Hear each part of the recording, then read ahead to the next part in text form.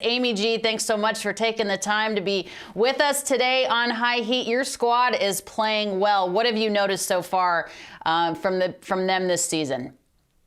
Well, I love that you refer to them as my squad, so I'll take all the credit.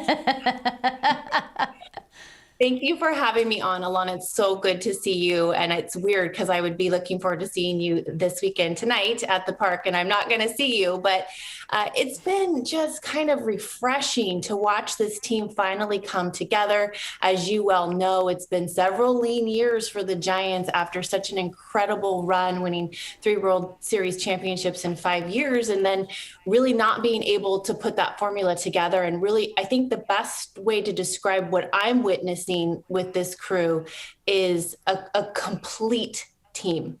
They have everything going at all times. And if something's off a little bit, they find a way to balance. And so they seem like a very complete crew. You know, you mentioned a complete team, and I think it's so important to mention the fact that a lot of these guys are almost having a resurgence, if you will. I don't know that I would have given enough credit to Buster Posey, Brandon Belt, Brandon Crawford, Evan Longoria to have the types of seasons that they're having. What do you think it is about these veteran leaders that are still producing like they were in their much younger years? So it's really interesting. It's a really interesting storyline to see these, grizzled vets having what you refer to as a resurgence. And it's true. It's been so fun to witness because I got to see them all except Evan Longoria come up at the beginning of their careers. And what I am seeing is experience and wisdom in the game. You got 3 guys that have won 2, one guy that's won 3. Buster's won 3, Brandon have won 2. Evan's had a lot of success in his career. And that's just trickling down to the younger players on the team. They're setting the tone. And, I think for a few years they got criticized because people thought, well, you don't need to play for anything anymore. You have everything you ever wanted in this game. And they're not done. And they're proving that, but they're proving it with a looseness, a relaxed approach to everything. I talked with Brandon Crawford the other day, and I asked, what do you feel the key is to longevity in this sport? And he said to simplify. Everybody's asking while they're in Cincy about the Dodgers series, and unanimously, any player that was interviewed said, I'm not there yet. I'm gonna think about today. And so that really seems to be the mindset, to simplify, and can we win tonight? And it seems to be working. And that's where they are tonight in San Francisco, playing the Dodgers. These 2 teams will face off 7 times in the next 10 days. And they're going to see each other a lot, obviously, for the remainder of this season. But, Amy, you know better than or better than anybody, how it doesn't matter what the records are. When these 2 teams meet, all bets are off. And this is an opportunity for the Giants to show that they are for real this year. What's the most anticipated outlook that you have for the course of these 3 games? Well, I think the biggest storyline coming into this series, besides the rivalry and that just throw everything out, that nothing really matters. This is just going to be a grudge match for sure. I mean, you saw the Dodgers switched up Trevor Bauer to be able to go against Alex Wood tonight. So that already kind of set the tone of how this series is going to go. But I think this is a true test of schedule for the Giants. I think if you're going to have any criticism of the Giants so far this season, it would be strength of schedule. And so now here we go. They have played the Padres and they've done well against them pretty evenly, but I think what we're going to see here is, can that criticism of strength and schedule finally be tossed out the window after this series, depending on how the Giants perform.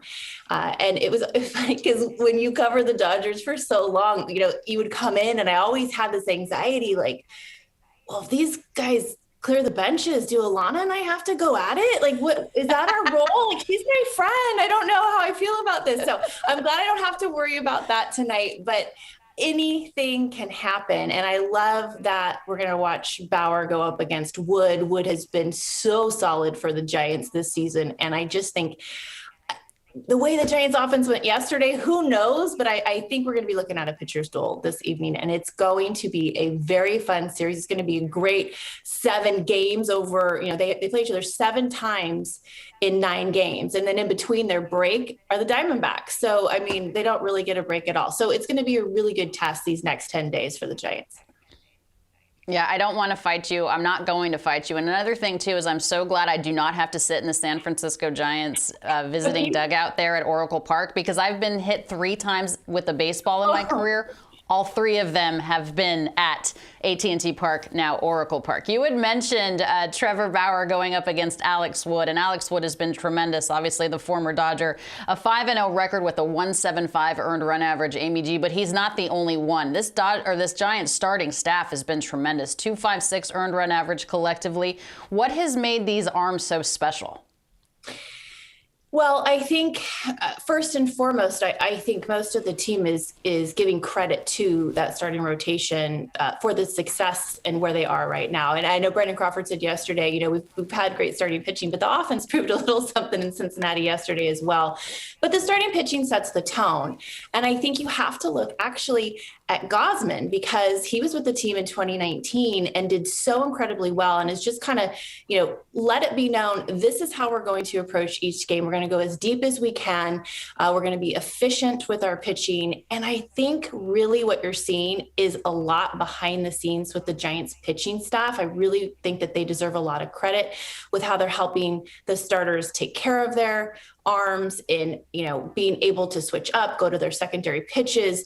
That communication that the Giants have with their current pitching staff, or with their current pitching coaches, is incredible. And all of the pitchers are very tight. I don't know if you saw Johnny Cueto posted on Instagram the other day, and he's so much fun to follow, but all the starting pitchers and the pitching coaches went out to dinner. So there's definitely a chemistry there. There's a trust there.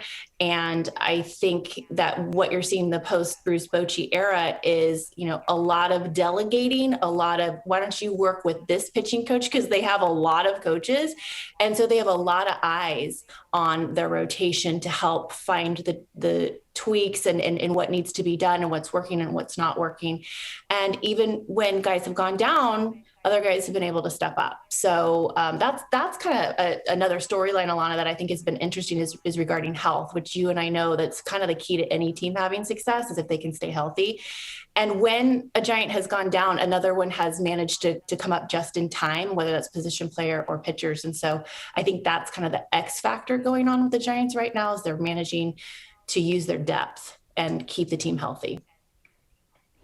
You mentioned the depth of this club, and I think that is so key, of course, and the health. And I don't know that there's any general manager or president of baseball operations that doesn't scratch their head regarding their bullpen. But the bullpen has been tremendous as well for the Giants, and particularly Tyler Rogers. Does he get enough credit for what he's been able to do? I think in the Bay Area he does. I don't know on a national level if he does, because he's such a quiet, he's not a look at me kind of reliever in any sense of the word. I mean, the polar opposite would be Brian Wilson, right? If you're talking about Giants. And he just kind of gets out there. He does his job. He knows he's got something funky that's hard to pick up. He actually, I was proud of him the other day in one of our Zooms, because he's just so pleasant as a human being. And he stepped outside of that for a second because our local radio station, I guess, gave him a little shade because he wears white cleats. And they said that looks a little Oakland A's-like. Oakland A's. And he actually addressed it. And he's like, actually, Austin Slater said you should wear white cleats because your release point is down at your feet and it might be hard for the opposing batter to pick up the ball. So it was a strategy move. And, it's the first time I've ever seen him kind of stand up for himself a little bit, because he's just so quiet and unassuming. And so I think what's happening is, as this team grows together, spends time together, they're finding their voices, they know they're good, but you're seeing this confidence develop. And so back to your question, does he get enough credit? Probably not enough on the national level, but I think he likes it that way. I think that's where he performs his best, is just not having too much known about him. Yeah, just getting the job done, which is certainly what he's doing. A .70 earned run average so far in his first 25 appearances. Amy, thanks so much for taking the time to be with us, the Giants multimedia producer and reporter. Best of luck the rest of the way. We look forward to seeing this Giants team continue. Thanks, Alana.